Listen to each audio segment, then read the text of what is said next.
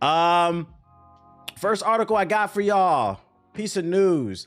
I somehow missed this on the timeline, but some early images of the Switch 2 have leaked online. Some, what do you call them? Like prototype images. This is what people are saying. Take it with a grain of salt, because this is obviously is not confirmed by Nintendo. But people are saying there's potential for this is what the Switch 2 would look like, which says to me, if this is true, it's basically just a Switch 1 with better hardware, which I'm not mad at.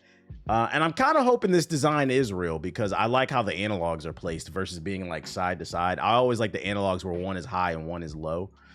And then you got your ports on the side and stuff. Just give us the I agree. Just give us the fucking reveal. Take it with a grain of salt. Nothing's confirmed. Just some mocked images.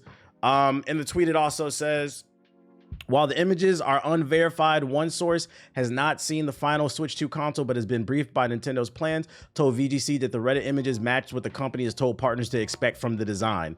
So there's a high probability this is somewhat accurate. Somebody in the chat said that shit ugly. It's unfinished. Like they haven't done the colors. It's to give you like a rough idea what it would look like.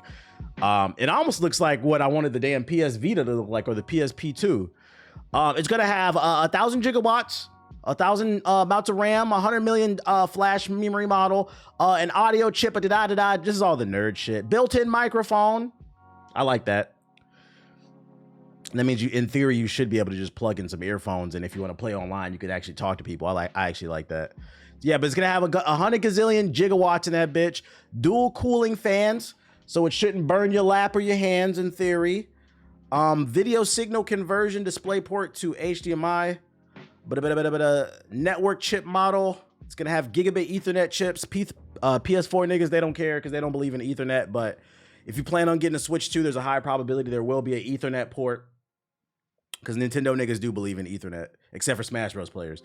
Yo, shout out to Tryhard with the subs. Appreciate it. But it's got some speakers, protective case, all that bullshit. That's the nerd shit. When will we ever get a fucking actual real look at it? I don't know. It'd be fun if we could talk shit on Smash Bros. But they keep winning. They keep winning. I read somewhere that the potential of the controller, the detachable joints, the Joy-Cons would be magnetic this time. I don't know. Next year, I hope so. Let me turn this shit off. Turn this shit down on me. It's kind of loud. Does the Switch have mini games you can play online? Yeah, it does. But it's kind of one of those things. It's like, why would you want to play Mortal Kombat 1 online when you could just not play it at all? Because it fucking sucks, you know? On the Switch. Let me stop. Why would you want to play Mortal Kombat 1 on the PS5 when online? I mean, why would you want to play Mortal Kombat 1 on the Switch online when you could play it online on the PS5? It'd be a better experience. I don't know why you don't want to play it, period, but you know, you get the point. So yeah, it does have a good amount of games. It's just I don't think anybody buys Nintendo products for third-party games, and I think the reason why, and I wish Nintendo would realize this, is just the platform is weaker in comparison. Nintendo's platforms are always weaker in comparison to the competition. I'd be more inclined to purchase more third-party games like an Assassin's Creed or a 2K or something if it was the same version as the other ones. So I think most people who purchase Nintendo products is for their first party games. Your Marios, your Zeldas, your Star Foxes, you know, Smash Bros. Yo, shout out to Rayshawn the Don. I'm not on subs. Chill, I got Mortal Kombat 1 on the Switch. Ew, nigga, why? When the last time you played that shit? I know that shit run at 15 frames. Yeah, Fire Emblem. Its power needs to match the Series S for that to happen. I think they should go above and beyond. But Nintendo will never do that because they're more focused like on art style. And it's also part of their business practice. It's literally their company motto. They purposely release platforms that are weaker than the competition so they can keep their prices low. So it's actually for the consumer as well. Yeah, we could use a new Diddy Kong Racing. Where the fuck is that at? Other hardware news I got for you is the PlayStation 5 Pro 30th anniversary limited edition bundle has been announced, and this will be for the PS5 Pro as well as the PS Portal. It's gonna have that classic PlayStation 1 look, and I'm not gonna lie, this design is fucking fire. The PS5 Pro will be limited to 12,000 units, so don't expect to get one. Mainly because most of you PS4 niggas can't afford it, but also because bots are probably gonna eat this shit up. But you might be able to get a PS Portal if you want one of those. I want that controller. Yeah, that control is fire. I might actually get this one. I mean, I was gonna get one of these pros for reviewing and making content. So in theory, I would like to be able to get one of these, but I'm not gonna lie, it's probably gonna be hard to get because they're only, oh, y'all can't probably see it because it's on the side. But yeah, right there, they're only shipping 12,300 units. It's gonna be hard to get because bots are gonna eat it up. And then that shit's gonna be on eBay next day for $100,000. And it's funny because I seen on the Twitter timeline, pretty much every creator I follow, man, fuck Sony, but that shit fire. I might have to get it. Yo, they should have announced the PS5 Pro with this shit, bruh. Why y'all wait a week? Y'all should have announced it with the design. That would have got people more excited. So yeah, just be aware that is coming. Pre-orders will be available on September 26th. Probably through the PlayStation Direct website, I'd imagine. Let me check. Yeah, because it's on the blog. I don't know why some sites don't be loading like that. And the great news about the PS5 Pro limited edition is you're going to have some pretty cool games to play on the PS5 Pro. There's rumors circulating. Well, yesterday we covered the fact that there are rumors circulating that Horizon Zero Dawn is getting remastered for the PS5. Now today, there are rumors circulating that Days Gone is getting remastered for the PS5. I don't know why they won't make new games. I don't see a reason to upgrade because they keep making the same games because y'all buy them. Because you refuse to upgrade the hardware. That's why there's no difference in a lot of these games.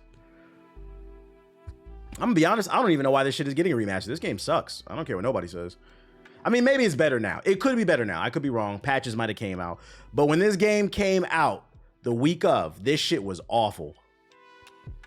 Within the first 30 minutes of me, and if you were in the stream, you remember, within the first 30 minutes of me booting up this game, I fell through the map. Then I ran into several other glitches within the first hour. I uninstalled that. It's called Days Gone because it was gone within a day off my hard drive. It might be better now, but at launch, this game was awful. And for me, you only get one shot. Not wasting my time. He said it's actually fire as fuck. Even if it ran well, the gameplay looked mid. It didn't really look too interesting. But yeah, the day the game, if you weren't there day one, you don't know what you're talking about. Trust me when I say this shit ran like dog water. Yeah, do not miss your chance to blow. So yeah, be on the lookout for that. With rumors of upcoming State of the Play from PlayStation, along with announcements of remasters, a new possibility has entered the arena. Based on a tweet from Jordan Midler, rhymes with Diddler, it would appear that Days Gone is going to be one of those games announced. If he was angry that his character is an astrobot, he's going to lose his mind, Midler said in his reply to another post suggesting that an even less exciting remaster than the reported Horizon Zero Dawn. Cyberpunk for to go crazy on the PS5 Pro. Just play the PC version, bro. So if the Days Gone remaster is real, remember where you heard it first. If the news comes out. Because I am an inclusive stream and I want everybody to feel like they're part of the conversation, we have an update for the PS4 community. You guys are going out there, you're going strong, you're buying your games in 720p 24 frames. You're out there hoping and wishing that a game can run on your platform. I feel. For a lot of PS4 niggas, they think that's how technology works. I have to feel that it could run. Well, I got an update for you guys because I want you guys to be part of the conversation. You guys matter, okay? We got to look at what's going on in the PS4 community. Controllers are still going strong. Let's take a look at this gamer right here playing some Red Dead Redemption. As you can see, he's got some tape with blood all over it, keeping the controller together because I'd imagine, I don't know, like the dark saber or some type of lightsaber, cut it in half, Darth Maul or something. And then as an analog stick, it came off and he decided to put a hanger end on the as an analog stick. So he's using a hanger end. Let's check it out. Estoy cansado, jefe. Cansado de tanto viaje. As you can see, he also has a very cheap keyboard that he probably got from Goodwill. The default keyboard, the broken controller. Estoy cansado, jefe. Cansado de... Hey, but it's still kicking though. It's still kicking, man. I respect it. I respect it, man. To me, I respect this because you love gaming so much, you're willing to indent your fingers with injuries to get some Red Dead Redemption in with the donkey. But hey, you said the textures? What are you talking about? This is next gen. This looks good. Tanto viaje. Can you guys be serious for 5 seconds? The textures look good. It looks good. The controller is saying, I'm tired, boss. So shout out to the PlayStation Nation out there. Keep fighting the good fight. PS4 niggas, I salute you, man. Y'all dedicated, man.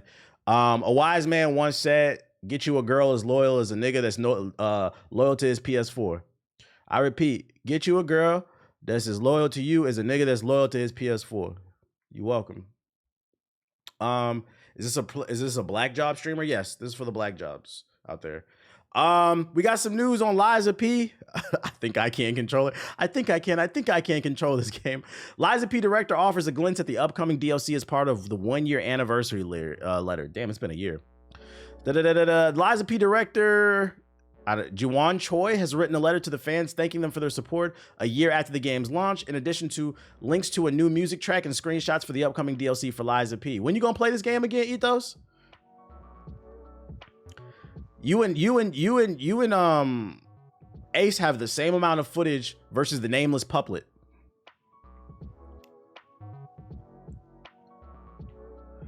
I'll give you a pass though, because you didn't play the game. This track is titled Lizrum, and it's free to listen to right now on YouTube. In addition, the screenshot shows a snow-laden environment with a lighthouse in the back. Cool looking stuff for sure, and vastly unique compared. Yeah, what's the letter? The whole letter itself is worth reading, but the paragraph dedicated to the upcoming DLC and the sequel is especially tantalizing. For the DLC of Liza P and the sequel, we aim to do better for what we did well and improve in areas where we will have room to grow. It might sound simple, but I find that sticking to the basics is anything but easy. Thankfully, I have amazing colleagues on that I can place my full trust in.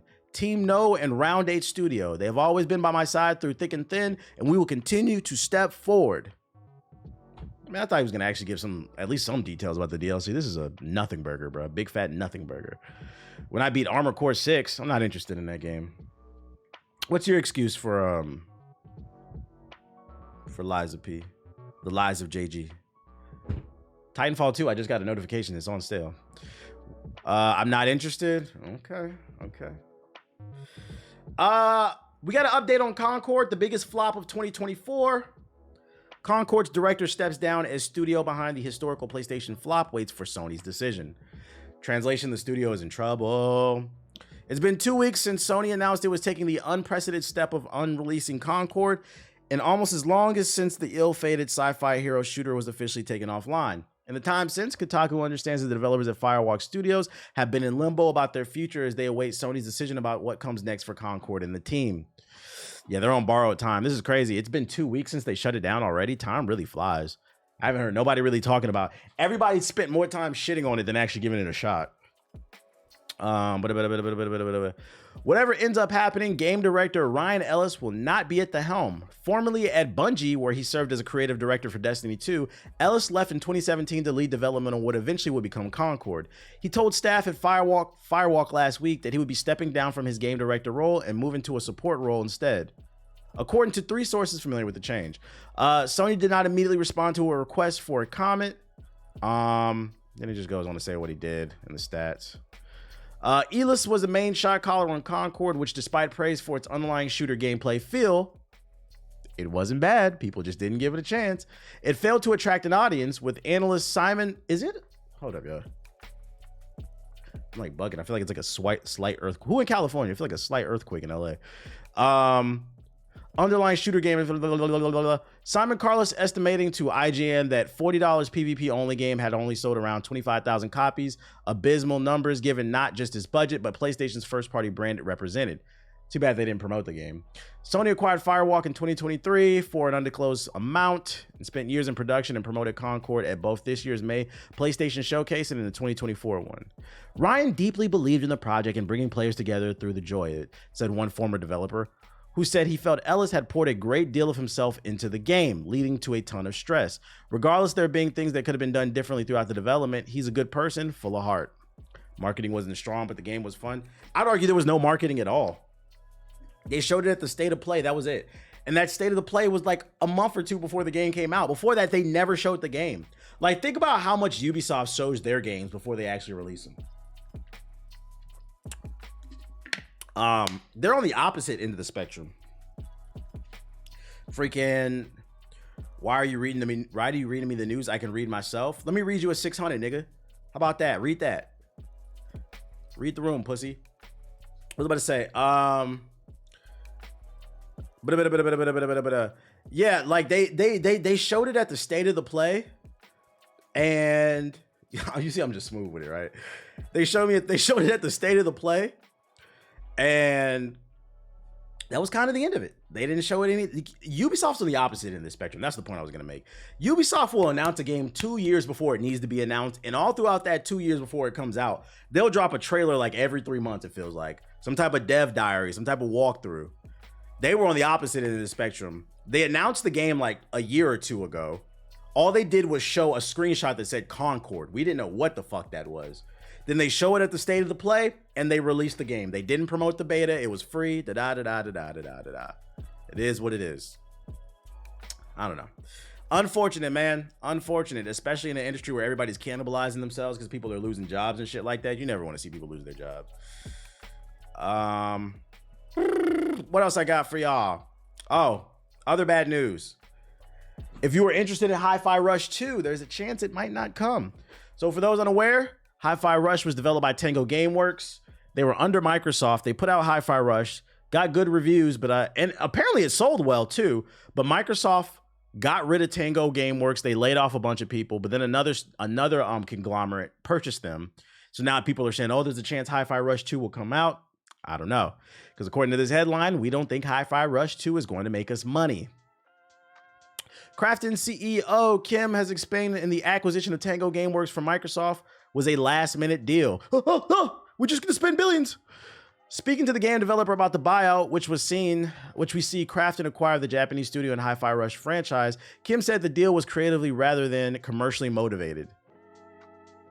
It was an emotional purchase. They don't know if the studio was a good fit.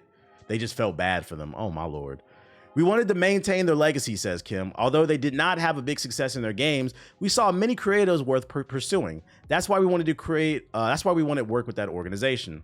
Kim says Krafton wanted to acquire as many people as possible from Tango to continue their legacy, with the studio having been shuttered down by Microsoft in May. That was a weird way of wording it. The Southern Korean company best known for I cannot read today. Oh my God. Developing PUBG was rather smitten with HiFi Rush and sought to acquire the IP to develop sequels. Because HiFi Rush fans really want to see sequels, we negotiated with Tango Gameworks' parent company, Microsoft, to acquire the IP as well, he continues. According to Kim, the sudden shutdown of Tango Gameworks left companies anxious, which is pushing Krafton to complete the deal as soon as possible. This is so bad, because imagine you get let go of your job, then days later you find out you still got your job, and then like a week or two later, you find out you might not even have your job because they just bought your studio out of pity. Like, and then you go to the press and tell, oh, we didn't really believe in it. We just felt bad for him. Yo, shout out to With Ease with the sub. We wanted to make sure the deal happened fast to minimize the gap in their career, he adds. Kim says the scale and complexity of a conglomerate like Microsoft meant it was difficult to move quickly, but noted that the Xbox maker was open to a sale both of the studio and its IP. Given Krafton felt the move was time sensitive, the company focused on purchasing HiFi's Rush franchise as opposed to Tango's entire IP slate, which also includes The Evil Within and Ghostwire Tokyo.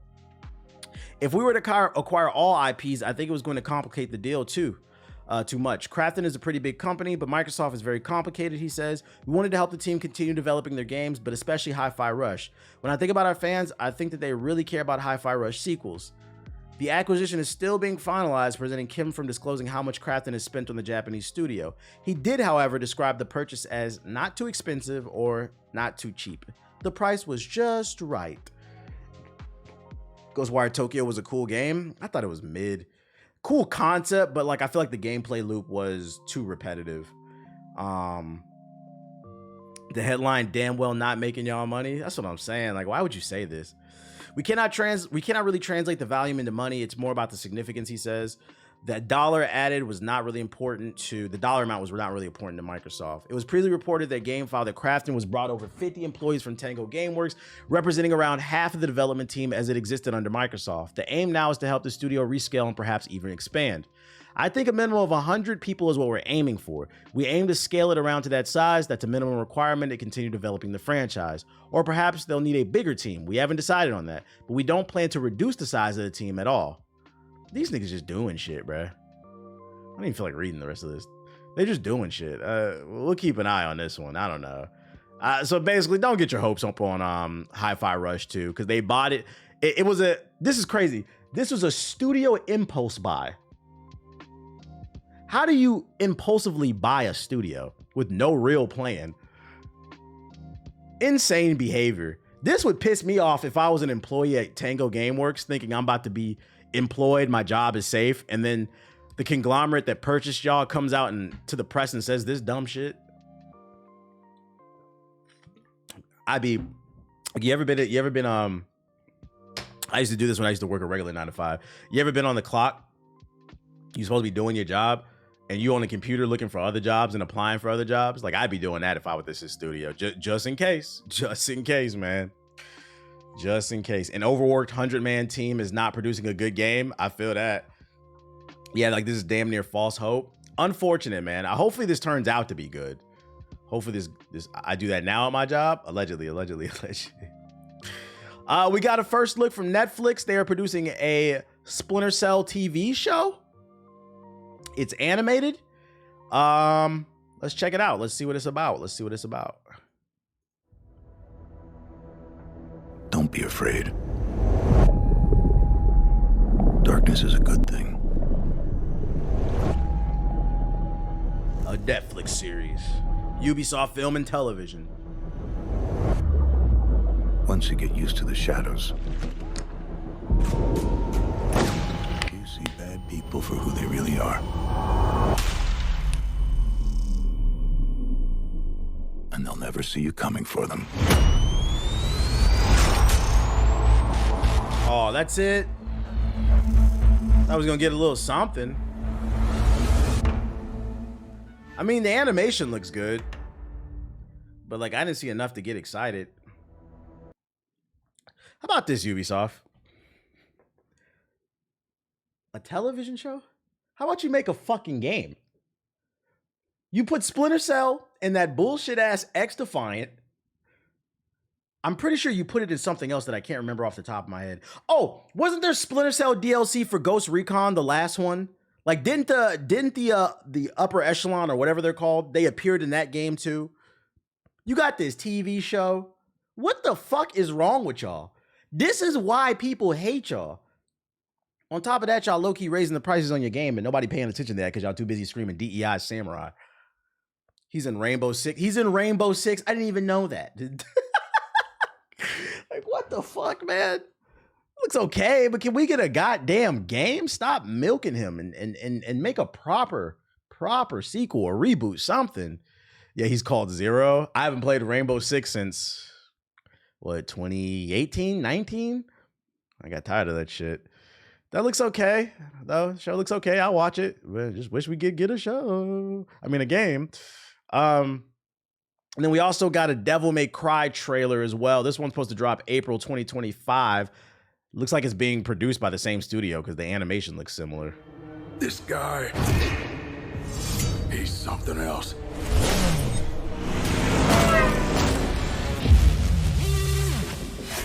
The way he moves. The hits he took. His name is Dante. What kind of work do you do exactly? Shoot niggas. Demon hunting.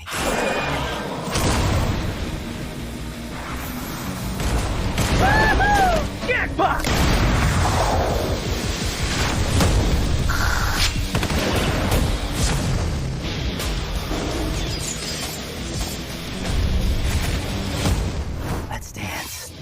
Let's dance. Looks good to me. The gates of hell will be open soon. Hope to see you all back. Looks good to me. That's definitely a watch. What is this? What is this you linked? Another The Cousin Films? First teaser for Toph and Avatar: The Last Airbender Season 2. Oh my God, bro. I already wasn't a big fan of Season 1. And this is my favorite character in the show. They better not fuck this up.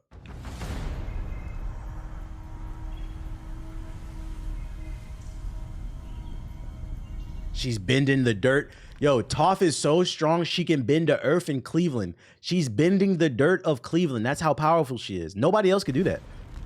Because it's just so it's so irradiated.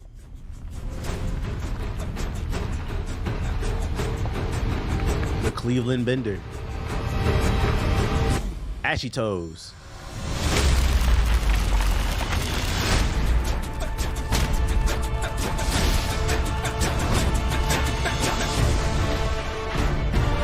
Yeah, what was the point of that? Now in production. What was the point of that? Let me tell you something, man.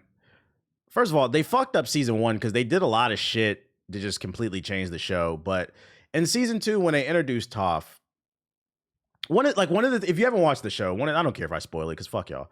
One of the things I didn't like is this nigga never learns it was called the Water Book, the Earth Book, the Fire Book. And in each book, he learned a bending style so he could eventually take on the final boss. At the end of season 1, he doesn't learn how to water bend. He was still airbending. I was like, that's it? That was one of my big... I'm like, all right, I don't want to be I read the book ass nigga, but I'm like, come on. We can't change that. So in season 2, he needs to learn to water bend and earth bend. And his earthbend teacher in the show was Toph. Who the fuck is going to teach him to water bend while he's going through the Earth Kingdom? Like, he could have learned something, like let a nigga flick a droplet or something like that. But here's what's going to piss me off, too, and what's going to make me not want to watch this shit. Because I'm okay with you changing the source material if it's good. If it's good, because the MCU does that shit all the time. It's just, a lot of it recently is bad. They better not take out the blind jokes. You remember how they tried to tiptoe around the whole sexism thing with Sokka and Suki? Like, there's just certain themes in the show that need to stay there. They used to make fun of her being blind all the time. And they need to keep that in the fucking show. Because it made her, like, just a part of the group. Like, one of the kids, basically. And it was also never really mean-spirited. It was always in the spirit of fun. Like, they better not try to fucking be overly politically correct. Oh, we didn't want to put those jokes in the show because we wouldn't offend anybody. Anybody who's watching this show watches the cartoon. Why the fuck would we be offended? Kyoshi warriors are going to be even more powerful than the Avatar. Female bending over the four elements. What are you talking about, bro? We know who's got the go woke, go broke people in their algorithm. I'm in Diddy's crib right now. What you doing, bro? What you doing? So I hope they don't change like little stuff like that. She even made blind jokes. Yeah. Like, keep the character the way that they are. Keep it like lighthearted and fun. That was my issue too with season 1 as well. Like, the show took itself too seriously. There wasn't a lot of fun in it. And I feel like the one thing that was great about Avatar is it found a balance between being serious and fun. Like, it never forgot it was a kid's cartoon. But we'll see. We'll see. This trailer served no goddamn purpose. He in there working on a 600. Majority of the blind jokes were made by Toph. I'm saying. Shout out to the 700 we got in here. Did I miss the PS4 slander already? You did. I can show it again if you're just coming in real quick before we get into the next batch of articles, because somebody had tweeted it to me. Let me turn my beat back on. Where that shit at? Is it under notifications? Oh, there it goes. Here you go. PS4 Community. As you can see, his controller taped together with some blood. Analog stick made of coat hanger wire. Why bro said he and Diddy crib, it got me crying. If that's what he want to do in his spare time, whatever, it is what it is. But bro doing a diss rewind. No, I'm not. It's not a diss. I commend people who are this dedicated to their TI-83s. Somebody's got to be able to do the math homework, and it won't be me.